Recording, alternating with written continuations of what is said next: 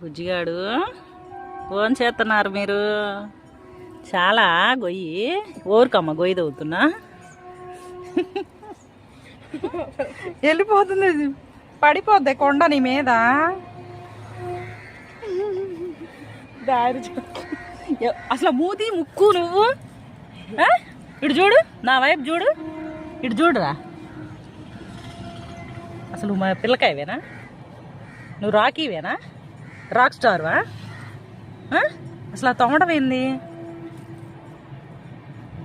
Rocky boy. అరే Rocky,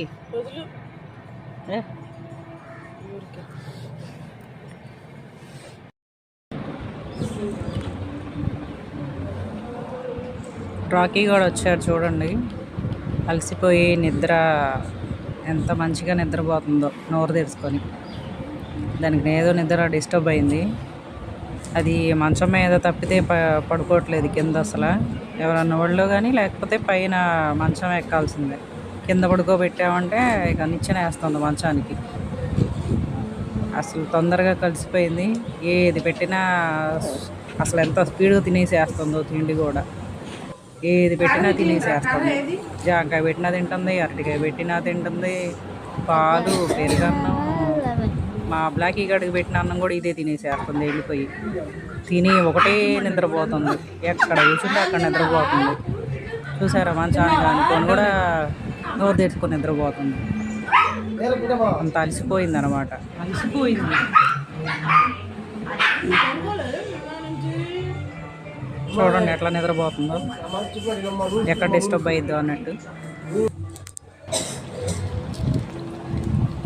చూడండి పాలన్నం పెడితే లబలబలబా లాగి చేస్తుంది. అసలు గ్యాప్ కూడా ఇవ్వట్లేదు అనమాట. పైన పాలన్నీ తాగేసింది. అన్నం మెత్తగా కలిపి పెట్టేస్తే ఆ అన్నం కూడా తినేసేస్తుంది. వీటి పేరేంటో నాకు తెలీదు. ఈ కుక్క పేరు ఏదో కానీ బ్రీడు చాలా బాగుందన్నమాట. మాకైతే వదలటానికి ప్రాణం ఒప్పలేదు. దీన్ని తీసుకెళ్ళటానికి మా అమ్మాయి వాళ్ళ క్లాస్మేట్ ఓ పిల్లవాడు వచ్చి తీసుకెళ్తున్నాడు దీన్ని ఇవాళ.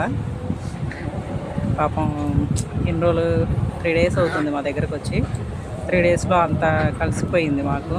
అంత ప్రాణంగా ఉందన్నమాట. అంత ముద్దు ముద్దుగా అరవటం, దాని అంతటా అదే ఆడుకోవటం, కింద పడిపోవటం.